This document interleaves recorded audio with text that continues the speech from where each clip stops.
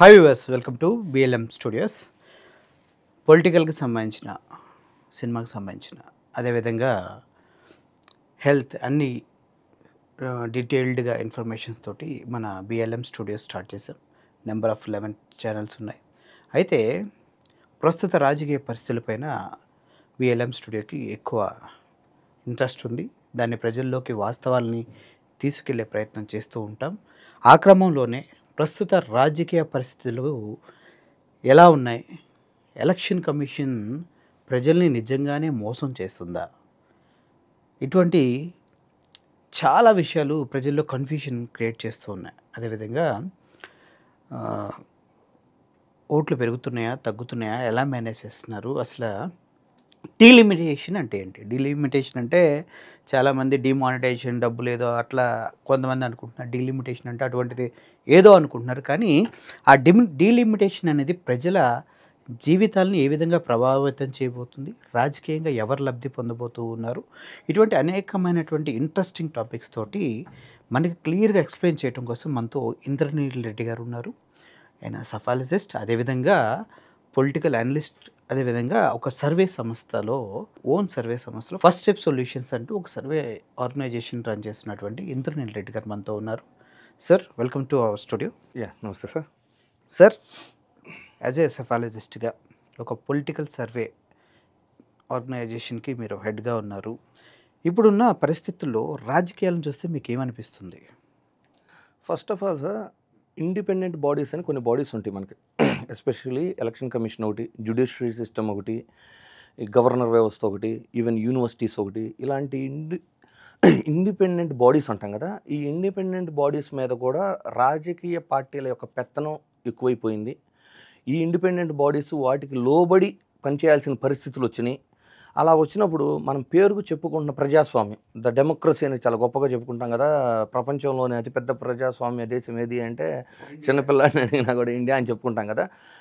అది ఈ రోజున ఉందా? దాన్ని కాపాడుకోవాలి అంటే జనాల్లో అవేర్నెస్ వచ్చి నిజంగా మార్పులు ఏం జరగాలి అనేది మనం ఎక్కువ అంటే అందరికీ తెలియాల్సిన అవసరం ఉంది అనేది నా ఒపీనియన్ సార్. ప్రజెంట్ ఏంటంటే ఇప్పుడు ఎలక్షన్ కమిషన్ మీద చాలా ఆరోపణలు వస్తున్నాయి. ఇప్పుడు ఆరోపణలు వస్తున్నప్పుడు ఆ ఆరోపణల్ని అంటే నివృత్తి చేయాల్సిన రెస్పాన్సిబిలిటీ ఎలక్షన్ కమిషన్ లేదన్నట్లు వ్యవహరించడం.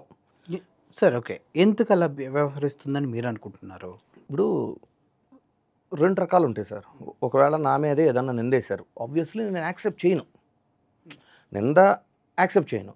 కానీ ప్రూఫ్లతో సహా ఇస్తున్నప్పుడు లేదు. ఇప్పుడు ఒక ఆర్గనైజేషన్, అది ఒక ఆర్గనైజేషన్ అయి ఉండి, ఒక ఇండిపెండెంట్ బాడీ అయ్యండి, ట్రాన్స్పరెన్సీ అంటే పారదర్శకత అనే పాయింట్ ఆఫ్ వ్యూ వచ్చినప్పుడు ఆ పారదర్శకతను ఫాలో అవ్వట్లేదని మాత్రం చాలా క్లియర్గా నేను చెప్పగలను. ఎలాగంటే నేను కొన్ని ఎగ్జాంపుల్స్ చెబుతానండి. ఆంధ్రప్రదేశ్ రాజకీయాలు తీసుకున్నాం. ఇప్పుడు మనము యాజ్ యూజువల్ ఎక్కువ డిస్కషన్లో ఉంది కాబట్టి. అవునండి. ఆ రోజు రాత్రి అనౌన్స్ చేసిన ఓటింగ్ డేటా, నైట్ 8కి అనౌన్స్ చేసిన ఓటింగ్ డేటాకి తర్వాత దశల వారి పెంచుకుంటూ పోయి ఫైనల్గా అనౌన్స్ చేసిన ఓటింగ్ పర్సంటేజ్కి ఆల్మోస్ట్ ఒక 12.54 అని డెమోక్రసీ పార్టీ అంటే ఆర్గనైజేషన్ చెప్పినాయి. కానీ మీరు టోటల్గా చూసుకుంటే అది ఒక 14% ఎక్కువ. 14%. ఆ 14%లో ఏంటి అంటే 1.12% ఏంటంటే పోస్టల్ ఓట్స్.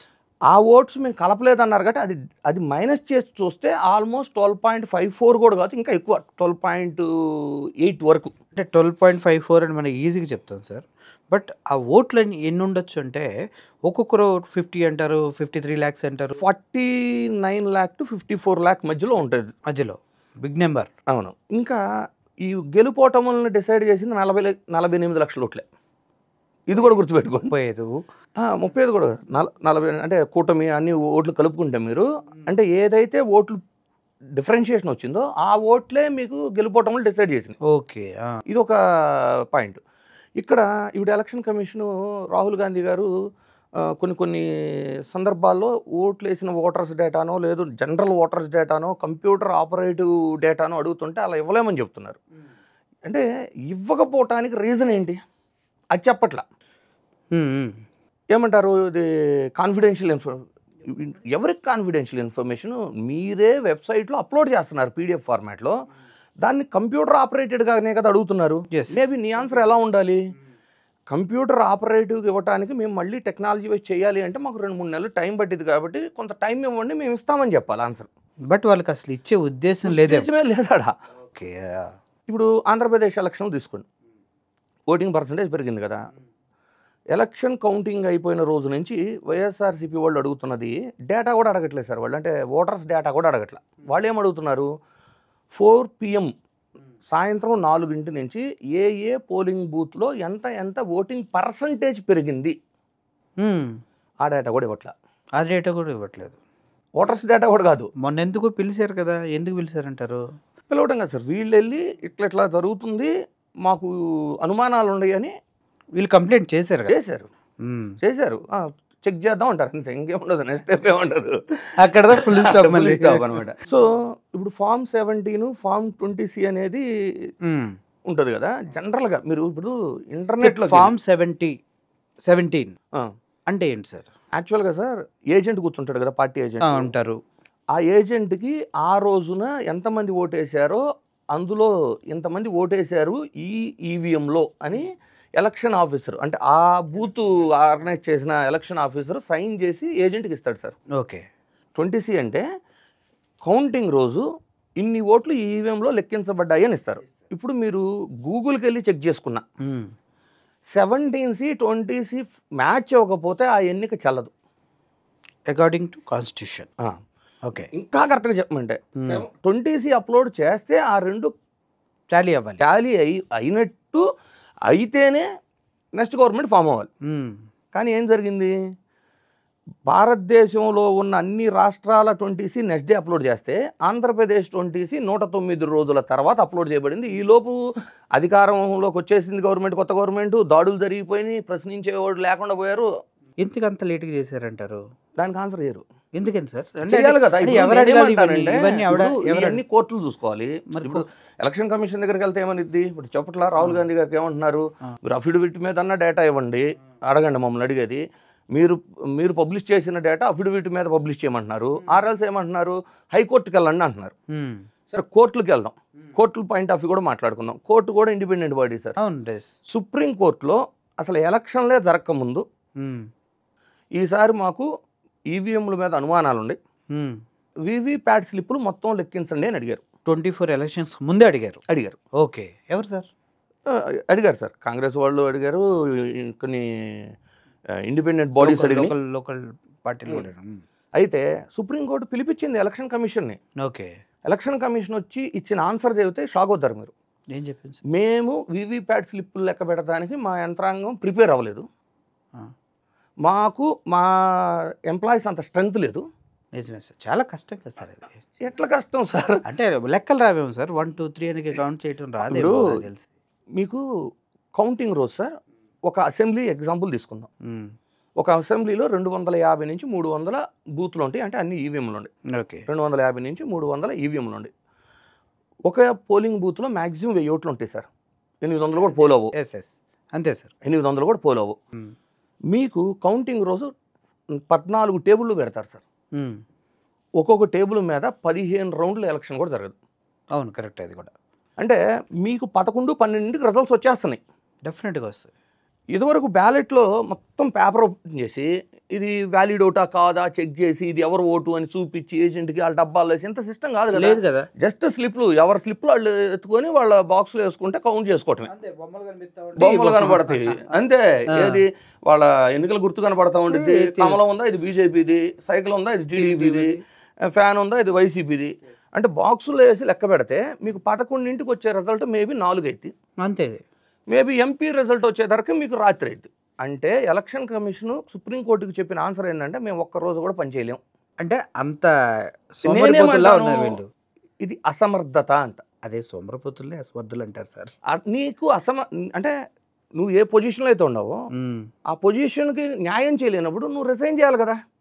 ఇంకో ఎలిజిబుల్ పర్సన్ సమర్థతతో నడపగలిగే వ్యక్తి వచ్చి కూర్చొని నడుపుతాడు. మీరు ఈ పాయింట్ చెప్తే నాకు నిన్న ఆయన ఎలక్షన్ కమిషన్ జ్ఞానేంద్ర కుమార్ ఆయన మాట్లాడిన మాటలు మీరు వినే ఉంటారు. ఎలక్షన్ కమిషన్ అది వెబ్కాస్టింగ్ జరిగిన వీడియోస్ ఇవ్వమంటే మా ఆడపిల్లలు, మా అమ్మలు, మా చెల్లెళ్ళు. వాళ్ళు ఊహించలేదు sir. First of all webcasting data అడుగుతారని వాళ్ళు ఊహించలా. ఏమైందంటే ఈ వీవీప్యాట్ స్లిప్పులు తగలబెట్టేయటం. హ్మ్. ఆంధ్రాలో అయితే 10 రోజుల లోపే తగలబెట్టేశారు కౌంటింగ్. అవును. యాక్చువల్‌గా according to procedure minimum 45 days store చేయాలి. అవును సార్. అసలు ఇంకో క్వెషన్ నేను అడుగుతా చెప్పండి. చెప్పండి. వీవీప్యాట్ స్లిప్పులు లెక్క పెట్టినప్పుడు ఎందుకు సార్ ఎంత ఖర్చు అదంతా? పక్కన ప్రింటింగు ఇయన్నీ. అవును. ఒక విషయమే ఉండదు అని. ఇప్పుడు అది ఎందుకు పెట్టినట్టు మరి? వీవీప్యాట్ స్లిప్పులు లెక్క పెట్టినప్పుడు ఎందుకు పెట్టారు? ఇవన్నీ ఎవరు అడగాలి సార్? పొలిటికల్ పార్టీలు కదా ఫైట్ చేయాలి. మరి జగన్మోహన్ రెడ్డి గారు ఆంధ్రప్రదేశ్లో ఎంత జరిగిందని తెలిసి కూడా ఆయన ఎందుకు ప్రజలతో మాట్లాడట్లేదు? భయపడుతున్నారా బీజేపీకి? లేదు సార్, ఇది యాక్చువల్‌గా ఎలా ఉంది అంటే బీజేపీకి భయపడే వాళ్ళైతే హర్యానా ఎలక్షన్స్ గురించి కూడా మాట్లాడారు. ఒక ఏపీలో మోసం జరిగిందని అడిగారు. తర్వాత హర్యానా ఎలక్షన్‌లో జరిగిందని అడిగారు. హర్యానా ఎలక్షన్స్ గురించి అడగటానికి ఆడ బీజేపీ కదా గెలిచింది. అవును. కాంగ్రెసే కదా ఓడిపోయింది. అవును. మరి ఆయన భయపడే వ్యక్తి అయితే అడగరు కదా. ఒకవేళ బీజేపీకి సపోర్టివ్గా ఉండారు అనుకుంటే మీకు వక్ఫ్ బోర్డ్ ల్యాండ్ల గురించి సుప్రీంకోర్టుకి వెళ్ళి పిటిషన్ వేయరు కదా. Yes right. ఇప్పుడు వైఎస్ఆర్సీపీది ఒక స్టాండ్ ఉంది సార్. అంటే అది ఒక ప్రాంతీయ పార్టీ. నేను ఓన్లీ వైసీపీ కాదు, ప్రాంతీయ పార్టీల గురించి కూడా మీకు చెబుతాను డీటెయిల్గా. అదొక ప్రాంతీయ పార్టీ. ప్రాంతీయ పార్టీగా వైఎస్ఆర్సీపీ జగన్ గారు రిపీటెడ్గా ఏం చెప్తున్నారు? నా జాతీయ పార్టీ అయినా బీజేపీ అవ్వచ్చు, కాంగ్రెస్ అవ్వచ్చు, రెండిటికి నేను సమదూరం. ఎవరు గవర్నమెంట్ ఫామ్ చేసే పరిస్థితిలో ఉంటే మా ఎంపీల వల్ల మీరు గవర్నమెంట్ ఫామ్ చేయగలిగితే మా రాష్ట్ర ప్రయోజనాల కోసం మేము ఇవ్వడానికి సిద్ధమని ఎలక్షన్ ముందు కూడా చెప్పారు. మోడీ గారు ముందే చెప్పారు ఆయన. Yes, it's daring statement. అవును. మా రాష్ట్ర ప్రయోజనాలు తప్ప మాకు వేరేది లేదు సార్ అని చెప్పిన వ్యక్తి నాకు తెలిసి జగన్ గారే. సో ఇక్కడ ఏమవుతుంది అంటే రాహుల్ గాంధీ గారు తీసుకొచ్చిన ప్రూఫ్లతో సహా చేసే పోరాటం క్యాడర్కి నచ్చింది. బేసికలీ వైఎస్ఆర్సీపీ క్యాడర్కి నచ్చింది. ఓకే. సో క్యాడర్కి నచ్చిన తర్వాత ఏంటి, క్యాడర్ అంతా ఇప్పుడు జగన్ గారు కూడా మనకు కూడా మోసం జరిగింది కాబట్టి మనం కూడా రాహుల్ గాంధీతో కలిసి పోరాడాలి కదా అనుకుంటారు. మోర్ ఓవర్ ఏంటి, ఇక్కడ వైసీపీ క్యాడర్ అంతా కూడా ఒకప్పుడు కాంగ్రెస్ క్యాడర్. Yes right. అంటే ఆ భావజాలం క్యాడర్లో కూడా సేమ్ భావజాలంలో ఉన్నప్పుడు ఉంటుంది. మనం బీజేపీకి ఎందుకు సపోర్ట్ చేయాలి, మనం కాంగ్రెస్ సపోర్ట్ చేయాలి అనే ఒక ఫీలింగ్ వచ్చేసి జగన్ గారు పోరాడట్లేదు అనే ఫీలింగ్లో ఉండిపోయారు. నిజమే కదా, అది ఫీలింగ్ కాదు, అది నిజం కాదు. అది ఏమవుతుంది అంటే బీజేపీకి అగ్నెస్ట్గా కానీ ఎలక్షన్ కమిషన్కి అగ్నెస్ట్గా కానివ్వండి మాట్లాడుతూనే ఉండారు, రిక్వెస్ట్లు పెడుతూనే ఉండారు, వెళ్తున్నారు. మీరు చెప్పేది నాకు ఆఫ్ ద రికార్డ్ ఏం జరిగింది నాకు అనవసరం. ఆడియన్స్కి ఎవరైతే ఆ పార్టీ కార్యకర్తలకి అది అవసరం లేదు.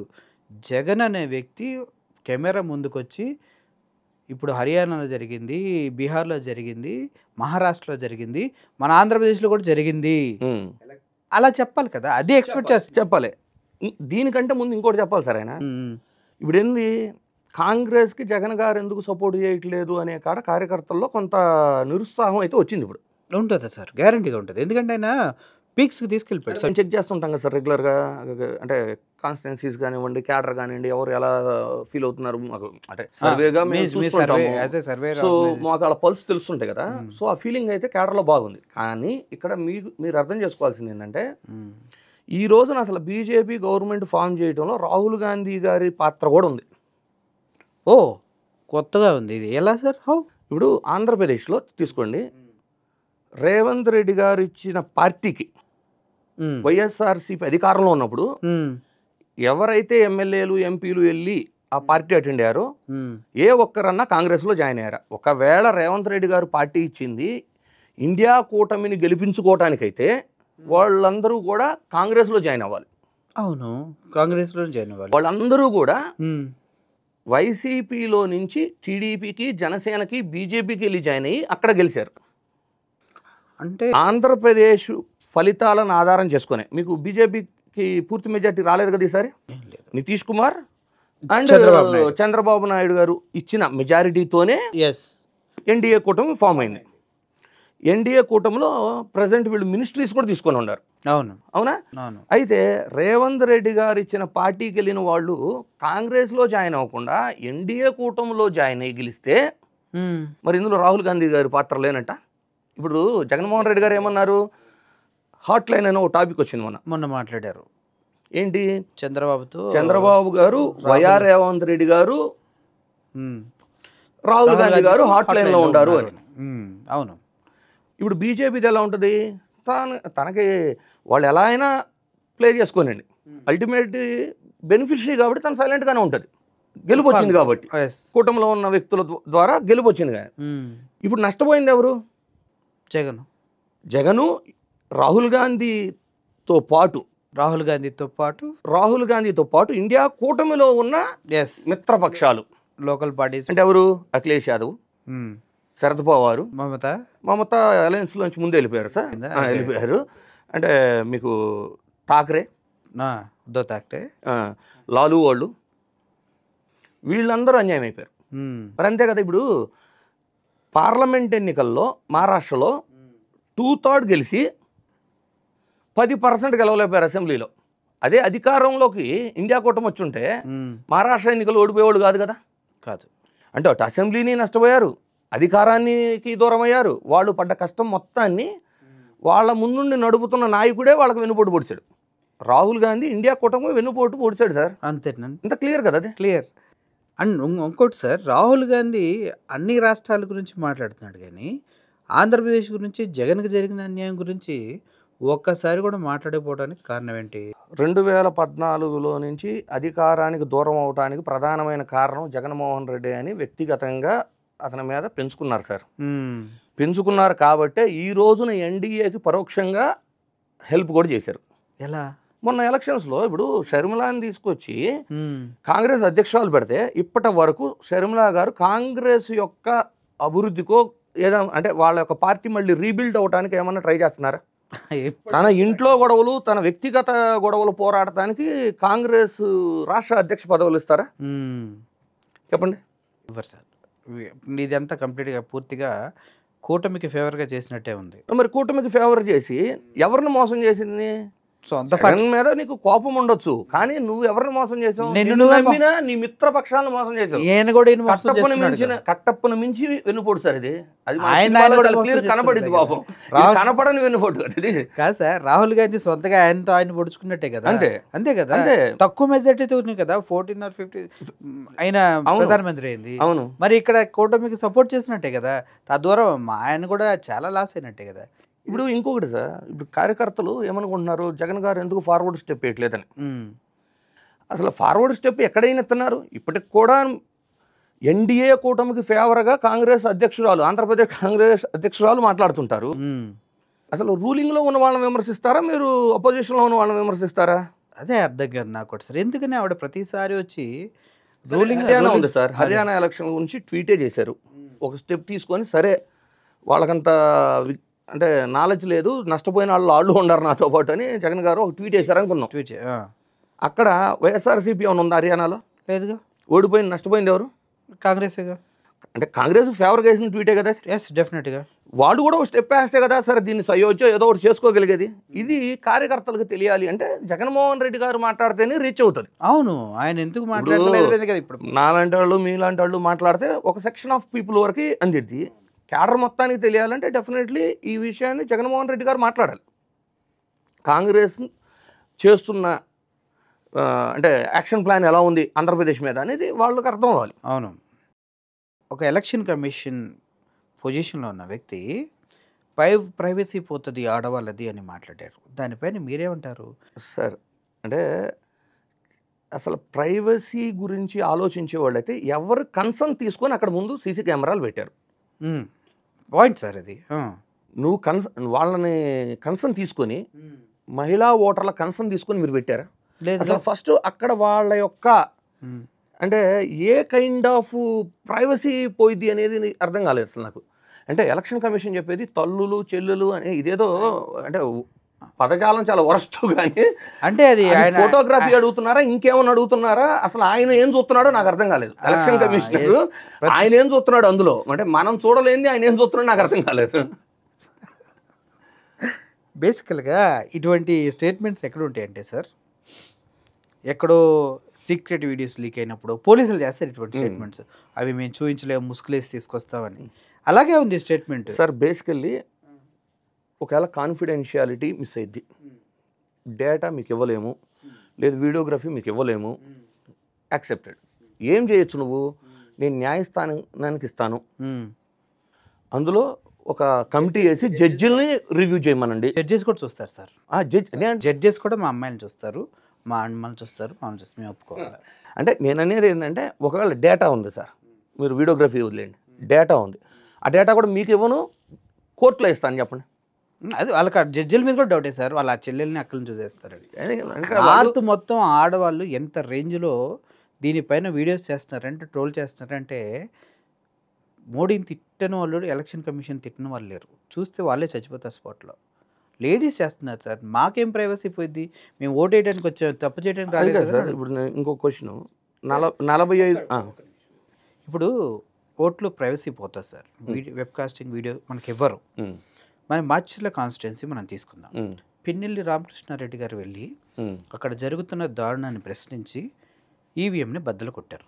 ఆయన పైన కేసు అయింది.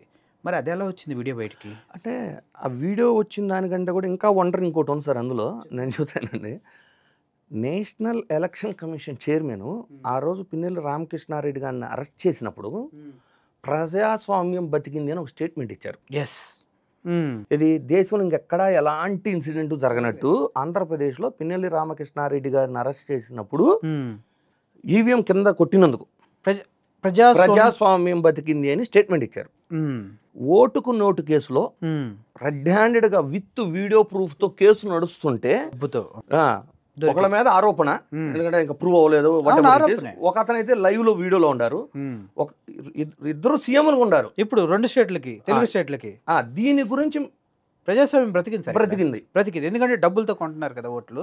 అసలు ఒక నేషనల్ ఎలక్షన్ కమిషనరు ఇంత చిన్నదానికి స్టేట్మెంట్ ఇచ్చిన వ్యక్తి, మరి ఓటుకు నోటు కేసు అట్లీస్ట్ స్టే ఉండాలి కదా, వీళ్ళు పోటీ చేయకూడదు కొన్ని రోజులను ఉండాలి కదా. లిటరల్లీ విత్ క్యాష్ దొరికారు. ఆ కేసు తెలంగాణ కోర్టులో ఉంటే ఇన్ఫ్లుయెన్స్ చేసుకుంటారు. ప్రజెంట్ తెలంగాణ సీఎంగా ఉన్నారు కాబట్టి రేవంత్ రెడ్డి గారు అని కోర్టు వేరే రాష్ట్రానికి మార్చమంటే సుప్రీంకోర్టు ఏమిచ్చింది తెలుసా? ఇన్ఫ్లుయెన్స్ చేయలేరు. ఎందుకనంట అసలు చూడండి ఇండిపెండెంట్ బాడీస్ ఎలా ఉండే అనే దానికి నేను ఎలక్షన్ కమిషన్ చెప్పట్లేదు సార్, ఇండిపెండెంట్ బాడీ జ్యుడిషియరీతో సహా చెప్తున్నాను. ఇప్పుడు నేనేమంటాను,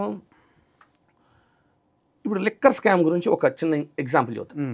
3,300 కోట్ల లిక్కర్ స్కామ్ బాగా ఇప్పుడు రోజు 2019 నుంచి 24 మధ్యలో దీనికి డబుల్ అమౌంట్ కోర్టులో కేసు ఉంది. కానీ అప్పుడు వాళ్ళు ఇప్పుడు అధికారంలో ఉన్నారు కాబట్టి 5 ఏళ్ళు వాళ్ళ గురించి కానీ కోర్టులు కూడా పట్టించుకో. ఎంత దారుణంగా ఉంది సార్ జ్యుడిషియరీ. ఒకవేళ రేపు వీళ్ళు వచ్చారనుకోండి, మళ్ళీ వాళ్ళని పట్టించుకోరు మళ్ళీ ఇప్పుడు అంటే జ్యుడిషియరీ సిస్టమ్ ఇండిపెండెంట్ బాడీగా తన పని తను చేస్తుందా? లేదు, 100% లేదు. స్కిల్ స్కామ్ తీసుకుందాం సార్ ఒక ఎగ్జాంపుల్. డెఫినెట్గా ఒకవేళ అక్రమ కేసు సార్, ఏది చంద్రబాబు గారి మీద బనాయించింది అక్రమ కేసు, ఆయన అధికారంలో వచ్చారు, ఇమీడియట్గా state government withdrawn the case everything, ED మాత్రం తీసుకోలేదు. నేనేమంటానంటే సీమెన్స్ ఏదైతే కంపెనీ ఉందో అసలు మాకు దీంట్లో సంబంధమే లేదు, మాకు డబ్బులు రాలేదని వాళ్ళు లెటర్ ఇచ్చారు. సో సమ్హౌ ఒక పర్టికులర్ 10% ఆఫ్ అమౌంట్ 300 కోట్లు ఏదో ఒకటైతే స్కామ్కి అయితే గురైంది. డెఫినెట్గా 373 కోట్లు వాట్ ఎవర్, అది సంథింగ్, అది స్కామ్కి అయితే గురైంది. ఇది ఎవరి డబ్బు? ఎవరిది కాదు, మీ గవర్నమెంట్ మా గవర్నమెంట్ మీది కాదు, ప్రజల డబ్బు. ప్రజల డబ్బు 370 కోట్లు 300 కోట్లు అది మిస్యూజ్ అయినప్పుడు, ఎవరో దొంగిలించినప్పుడు మీ గవర్నమెంట్ వచ్చిన తర్వాత దాని మీద విచారణ జరిపి వాళ్ళని పట్టుకొని శిక్షించాల్సిన బాధ్యత ఇప్పుడున్న గవర్నమెంట్కి ఉందా లేదా? ఉంది sir. Not only that one, మీరు చెప్తుంటే నాకు అనిపిస్తుంది, ఇప్పుడు స్కిల్ డెవలప్మెంట్ కేసులో ఈయన అరెస్ట్ అయ్యారు, అక్రమం అనుకోండి, అక్రమే అసలు దొంగను పట్టుకోవాలి కదా మీరు వచ్చిన తర్వాత, చేయాలి కదా. ఇప్పుడు 300 కోట్లు మిస్యూజ్ అయితే అయిపోయింది కదా, అది అందరూ తేల్చేశారు కదా, సీమెన్స్ కంపెనీ నాకు సంబంధం లేదండి, ఈడీ తేల్చింది. ఇప్పుడు ఆ 300 కోట్లు ఎవరి దగ్గరికి వెళ్ళినాయో తేల్చాల్సిన బాధ్యత ప్రస్తుత ప్రభుత్వానికి ఉందా లేదా? ప్రభుత్వానికి ఉంది, కోర్టులకు కూడా ఉంది కదా, మరి ఎందుకు పట్టించుకోరు? మాది అధికారం సార్, మేము ఎందుకు అంటే ఇప్పుడు ఇండిపెండెంట్ బాడీ అని ఎలా చెప్దాం? ఇక నుంచి జ్యుడిషియరీ సిస్టమ్ ఇండిపెండెంట్ బాడీగా ఎలా నమ్మాలి? ఒక పౌరుడుగా నా ఫీలింగ్ ఏంటంటే నేను ఎలా నమ్మాలి ఇలాంటివి చూస్తున్నప్పుడు? మీరు నమ్మడానికి మీకు మీ ఇష్టం, నమ్మితే నమ్మండి లేకపోతే. ఇప్పుడు చూడండి 45 రోజులు మినిమం స్టోర్ చేయాలి వీవీప్యాట్స్ అండ్ ఈవీఎం.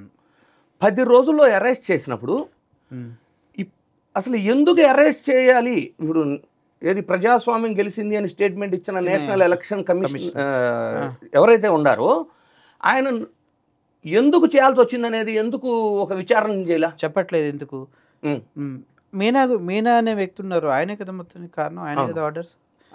ఆయన ఆయన గురించి ఎందుకు యాక్షన్ తీసుకోవట్లేదు? తీసుకోవాలి కదా, అట్లీస్ట్ విచారణ చేయాలి కదా, ఎందుకు చేయాల్సి వచ్చింది? ఇమీడియట్గా ఏమైనా ఎలక్షన్స్ ఉన్నాయా? ఈవీఎంలు ఇమీడియట్గా వాడే పరిస్థితి ఏడన్నా ఉందా? మీకు అంత 10 రోజుల్లో క్లియర్ చేసి ఇవ్వాల్సిన పరిస్థితి ఎవరన్నా అడిగారా మిమ్మల్ని?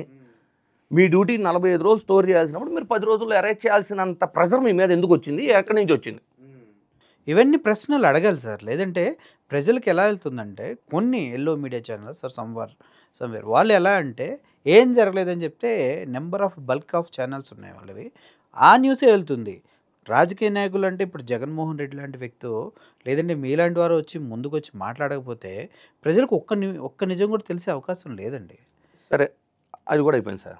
ఒక 3 నెలల్లో 6 నెలల్లో అన్ని పార్టీలు ఏంటంటే ఈ ఓటర్ డేటాలు ఇవ్వండి, లేదు వీవీప్యాట్ స్లిప్పులతో చెక్ చేయండి. ఇందులో మనం సుప్రీంకోర్టు గురించి మాట్లాడుకుంటున్నాం చూడండి. బిఫోర్ ఎలక్షన్ కమిషన్ పిలిచిన తర్వాత ఎలక్షన్ కమిషన్ మేము రెడీగా లేము, ఈసారి చేయలేమన్న తర్వాత సుప్రీంకోర్టు అప్పుడే ఏం చెప్పిందంటే, ఎవరైతే రీకౌంటింగ్కి అప్లై చేసుకుంటారో వారికి 5% ఆఫ్ బూతులు వాళ్ళు సెలెక్ట్ చేసుకున్న బూతుల్లో వెరిఫై చేయాలి. అది కూడా రన్నరప్ నెక్స్ట్ అతను అప్లై చేసుకోవచ్చు, అందరూ కాదు అని ఒక ఆర్డర్ పాస్ చేసింది. కానీ అది కూడా చేయలే. మళ్ళీ ఇంకో ట్విస్ట్ చూడండి, ఒక అసెంబ్లీకి పోటీ చేయాలంటే 10,000 సార్ రుసుం. అసెంబ్లీకి పోటీ చేయాలంటే 10,000. రీకౌంటింగ్ ఎంతో తెలుసా? దగ్గర 45,000 to 50,000 ఉంది. అంటే 5% ఆఫ్ ఈవీఎంలు అంటే మీకు 300 ఈవీఎంలు ఉన్నాయి అనుకోండి సార్, బూతులు ఒక 250 300 ఉన్నాయి అనుకోండి, 10 లేక 15 అంటే ఎంతో తెలుసా? 5 లక్షల నుంచి 7.5 లక్షలు ఖర్చు పెట్టి రీకౌంటింగ్ అప్లై చేయాలి. 10,000 పెట్టి పోటీ చేసే పరిస్థితి ఉండి ఒక కాన్స్టిట్యున్సీలో వెరిఫికేషన్ అంటే నీ ఉద్దేశం ఏంటి? ఎవరు రాకూడదు, అదే మెయిన్. కానీ ప్రొసీజర్ ఎలా ఉందంటే ఎవరు రావద్దు, క్వశ్చన్ చేయొద్దు మమ్మల్ని, వెరిఫికేషన్ చేయవద్దు. మేము మామూలు సరే, అప్పటికి కొంతమంది అప్లై చేశారు. బాలినేని గారు అప్లై చేశారు, వెల్లాని చంద్రశేఖర్ గారు అప్లై చేశారు, గజపతి నగరం ఎక్స్ఎమ్మెల్యే బొత్స వాళ్ళ బ్రదర్ వాళ్ళు అప్లై చేశారు 3 చోట్ల. కానీ కాలేదు. అవి ధ్వంసం చేసేసి కొత్త ఈవీఎంలు తెచ్చి డెమో చూపిస్తారు. మాక్ పోలింగ్ చేస్తారంట. అసలు ఈవీఎంలో చిప్ ఉంటుంది కదా సార్, ఆ చిప్లో కోడ్ రాయొచ్చు. ఏ విధంగా రాయొచ్చు? ఒక 10 రోజుల తర్వాత వాళ్ళ ఓట్లు కూడా ఇటు పక్కే చూపించమని కూడా రాయొచ్చుకోరు. డిజిటల్గా వీవీప్యాట్లు మార్చలేరు. అందులో చిప్లో ఏది రాస్తే దానికి తగ్గట్టు కోడు. నేను సాఫ్ట్వేర్ ఇంజనీర్, నేను ఆ ఫీల్డ్ నుంచి వచ్చా. కోడింగ్ ఏంటి, ఏ చిప్ని ఎలా కన్వర్ట్ చేయొచ్చు, ఇంతకుముందు మనం ఉన్నప్పుడు 8085 మేము అన్ని ప్రాసెసర్స్ మీద వర్క్ చేసి వచ్చాం. చిప్ లెవెల్లో మన ఫోన్లో ఎంత చిప్ పెడతాం కదా మెమరీ కార్డు, అదే ఇప్పుడు 120 GB 500 GB సార్. అది వీడియో ఫైల్స్ పెట్టుకుంటున్నావు, నువ్వు ఒక చిన్న కోడ్ మార్చడానికి ఎంత టైం సార్? డేటా అది ఏంటి, డిజిటల్ ఫార్మాట్ డేటా, నువ్వు ఇన్ని మోడిఫికేషన్ అవసరం లేదు సార్. ఇప్పుడు అనుకుంటున్నారంటే దీన్ని ఎక్కడో కూర్చొని హ్యాక్ చేశారు, లేదు అంటే అనుకుంటున్నారు. అసలు చిప్ లెవెల్ కోడింగ్లోనే ఇప్పుడు ఎట్లా ఉంటుందండి సార్, స్మార్ట్ వాచ్ ఉంది, నేను వేరే ఛానల్లో కూడా చెప్పా, అంటే నార్మల్ ప్రజలకు కూడా అర్థం అవ్వాలని. చెప్పండి. ఇప్పుడు స్మార్ట్ వాచ్ ఉంది, స్విచ్ ఆఫ్ అయిపోయింది, ఒక వారం రోజులు మీరు ఛార్జింగ్ కూడా పెట్టాలి. వారం రోజుల తర్వాత స్టార్ట్ చేస్తే లేటెస్ట్ టైం చూపిస్తుంది కదా, అందులో కూడా చిప్పే కదా ఉంది. అవును, అంటే చిప్లో టయాన్ని బేస్ చేసి లేటెస్ట్ టైం తీసుకోగలదు కదా, ఛార్జింగ్ ఉండా లేకపోయినా.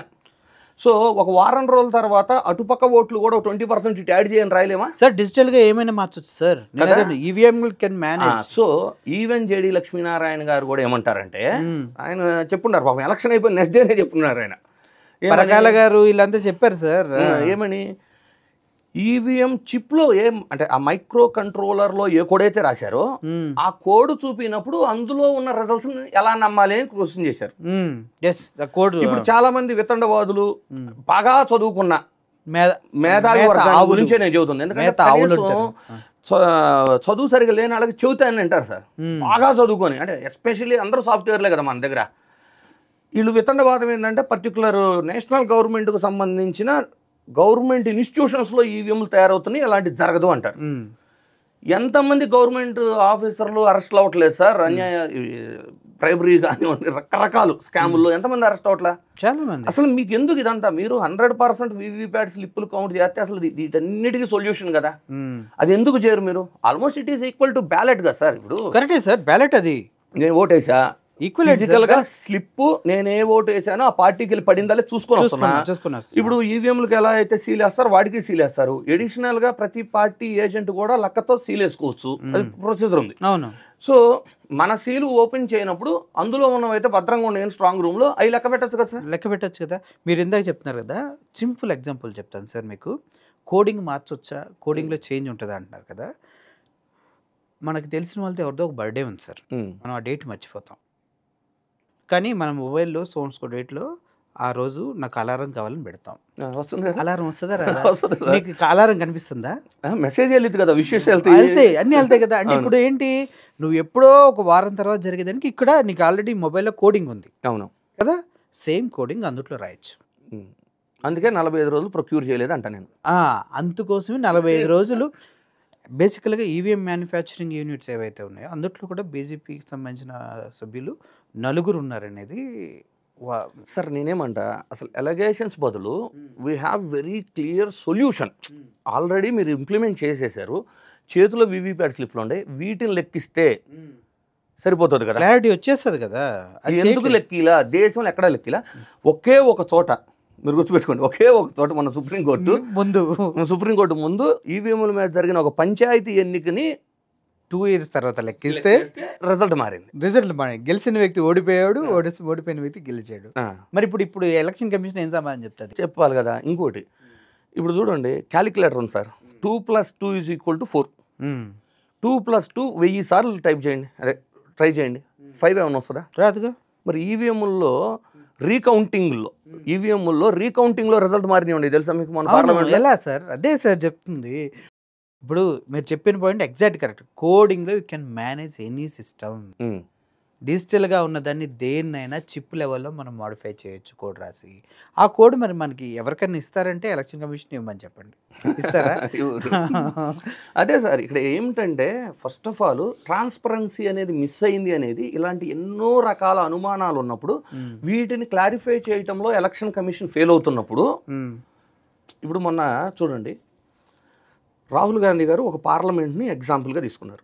అవును, కర్ణాటక. అందులో 1,00,000 ఓట్లు ఫేక్ ఓట్లు అని చూపించారు. Duplicates, deleted or fake, 0 orders with different names. అల్లాడిచ్చారులేండి, అది కూడా 1,00,000 ఓట్లు చూపించారు. అది ఇప్పుడు కూడా మీరు వెళ్ళి చూసుకుంటే కాంగ్రెస్ వెబ్సైట్లో అఫీషియల్లీ పెట్టారు, ఎవరైనా డౌన్లోడ్ చేసి చూసుకునేలాగా, ఎవరైనా. అంటే వాళ్ళు ఎంత కాన్ఫిడెన్స్తో ఉంటే పెడతారు. ఆ ప్రెస్ మీట్ అయిపోగానే మీరు ఎన్ని రాష్ట్రాల వెబ్సైట్లు డౌన్ చేశారు? చాలా రాష్ట్రాల వెబ్సైట్లు డౌన్ చేశారు. అంటే ఎందుకు చేయాల్సి వచ్చింది? ఏ తప్పు చేయాలా? మీ ఓటర్ లిస్ట్ చాలా ట్రాన్స్పరెంట్గా ఉంది సార్. ఎలక్షన్ కమిషన్ మేము ఇండిపెండెంట్ బాడీ, మా ఇష్టం వచ్చినట్టు చేసుకుంటాం. అసలు సార్ ఇప్పటిదాకా మనం మాట్లాడుకున్నది వేరే ఛానల్లో కూడా నేను చెప్పున్నాను. ఇంకొన్ని విషయాలు ఇప్పుడు చెప్తానండి. ఒక నానుడి ఒకటి బాగా ఎలా తీసుకెళ్లారంటే సార్, రూలింగ్ గవర్నమెంట్ మీద యాంటీ ఇన్కంబెన్సీ పెరిగితే ఓటింగ్ పర్సంటేజ్ పెరిగిద్ది అనేది ఒకటి తీసుకెళ్లారు మార్కెట్లో. ఓకే, ఇస్ ఇట్ వర్క్ అవుతుంది అది కాన్సెప్ట్? చెప్తా చూడండి మీకు. ఆంధ్రప్రదేశ్లో ఓటింగ్ పర్సంటేజ్ ఎంత? 82%. 82% మనకి యాడ్ ఆన్ ఓట్లతో 82%. రూలింగ్ గవర్నమెంట్ ఎవరు స్టేట్లో ఎలక్షన్ అప్పటికి? వైఎస్ఆర్సీపీ. తెలంగాణ రండి, 67% ఓటింగ్. రూలింగ్ ఎవరు? బీఆర్ఎస్. అంటే పార్లమెంట్ ఎలక్షన్ టైంకి కాంగ్రెస్ వచ్చింది, బట్ అవును ఎన్డీఏ కాదు. ఆ ఎలక్షన్ టైంకి కొంచెం ఎన్డీఏ కాదు. అవును. కేరళలో ఎన్డీఏ కాదు, 70% ఓటింగ్ సార్. తమిళనాడులో ఎన్డీఏ కాదు సార్, 70% ఓటింగ్ సార్. అవును అవును. పశ్చిమ బెంగాల్ అత్యంత సమస్యాత్మకమైన ప్రాంతము ఎలక్షన్ నిర్వహించడానికి 80% సార్, 81, 80. ఎందుకు రూలింగ్? దీది. తమిళనాడు స్టాలిన్, కేరళలో ఎన్డీఏ లేదు. అర్థమైందా? ఇప్పుడు మళ్ళీ ఎన్డీఏ కూటమి అధికారంలో ఉన్న రాష్ట్రాలకు వెళ్దాం. ఓకే. బీహార్లో ఓటింగ్ పర్సంటేజ్ 55, అంతే. 55 మేబీ. దాన్ని ఎవరైనా కొంచెం యాక్సెప్ట్ చేయొచ్చు, ఎందుకంటే వలసలు ఎక్కువ వస్తారు, మళ్ళీ ఆ ఓటు వేయటం కోసం ఇలాగపోవచ్చు. 55. ఉత్తరప్రదేశ్ ఎంత తెలుసా? సేమ్ ఉంటుంది సార్, బిలో 60. అంతే. గుజరాత్ ఎంత తెలుసా? అంటే అసలు మన భారతదేశంలో అంత అభివృద్ధి చెందిన రాష్ట్రము, అంతలా డెవలప్ ఉండడం ఏది లేదు సార్. మోడీ గారు అంతలా డెవలప్ చేస్తేనే 3 సార్లు కంటిన్యూగా ఆయన గెలుస్తున్నారు. అండ్ 26 ఎంపీలకు 26 ఎంపీలు రిపీటెడ్గా గెలుస్తున్నారు. అండ్ మన దేశంలో మొట్టమొదటిసారి కదండి ప్రజెంట్ రాజకీయాల్లో ఒక పార్లమెంటు ఏకగ్రీవమైంది తెలుసా, నామినేషన్ ఒకళ్ళే వేసి మొన్న సూరత్. సార్ అది సూరత్లో పెద్ద గొడవ అయింది కదా. అర్థమైందా? అక్కడ ఎంత ఉండొచ్చు అంటే బాగా డెవలప్డ్, బాగా ఫుల్ డెవలప్. ఇంకొన్ని పాయింట్స్ కూడా చెబుతా సార్, దాని పర్సంటేజ్ చెప్పుకునే ముందు మనం. ఓకే. ఇప్పుడు మహారాష్ట్ర ఓటింగ్ తగ్గిందంటే అర్బన్ నాగపూర్ ఉంది, పూణే ఉంది, అంతకు మించి ముంబైలో 6 పార్లమెంట్లు ఉంటాయి సార్. ఎస్ ఉంటాయి. తెలంగాణకు హైదరాబాద్ ఉంది, చెన్నై, తమిళనాడుకి చెన్నై, పశ్చిమ బెంగాల్కి కలకట్టా ఉండా 80% ఓటింగ్ ఆడ, చెన్నై ఉండా 70% ఆడ. ఈ రేంజ్ సిటీ ఒక మెట్రో కూడా లేదు, అత్యధికమైన డెవలప్మెంటు, కానీ 60 లోపు 56%. గుజరాత్ సంగతి చెప్తున్నా సరే. గుజరాత్ మా మోడీ గారు సార్ 56%. అంతే సార్. ఎందుకు తెలుసా మీకు? ఇప్పుడు ఇంకా ఈ అయిపోలేదు, చదువుతానండి. మధ్యప్రదేశ్ 65 ఉండిద్ది, 66 ఏమో. Maharashtra 60 parliament election. Okay. Maharashtra అంటే అర్బన్ ఎక్కువ. సరే, ఇవి ఎక్కడైతే బీజేపీ రూలింగ్ ఉందో అక్కడేమో యాంటీ ఇన్కంబెన్సీ లేదు అని చెప్పడానికి ఓటింగ్ పర్సంటేజ్ తగ్గించేస్తారు. ఓకే. నేనేమంటాను అంటే ఆంధ్రప్రదేశ్లో 82 మంది ఓటేస్తుంటే గుజరాత్లో కనీసం 70 మందితో ఓటేపీయటంలో ఎలక్షన్ కమిషన్ ఎందుకు ఫెయిల్ అవుతుంది? నీ పనే అది కదా, నువ్వు అవేర్నెస్ క్రియేట్ చేయాలి, ఓటు హక్కు విలువ పెంచాలి, అందరితో ఓటేపీయగలగాలి. బీహార్లో గుజరాత్లో లిటరసీ పర్సెంటేజ్ ఎంత ఉంటుంది? ఎక్కువ సార్.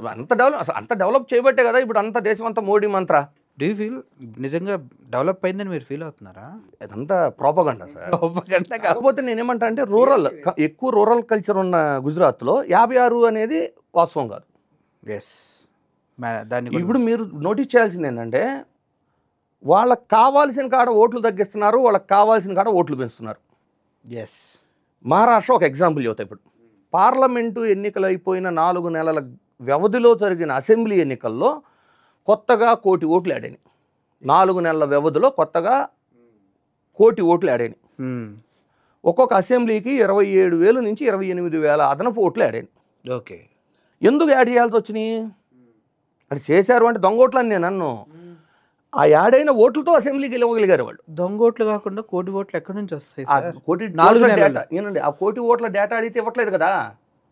మరి దొంగ ఓట్లు కాదని మీరు ఎలా చెప్తున్నారు? అంటే ఒరిజినల్ ఓట్లు ఉండరు అంత, అసలు అసమం సార్. మనం ఎలగేషన్ చేయొద్దు.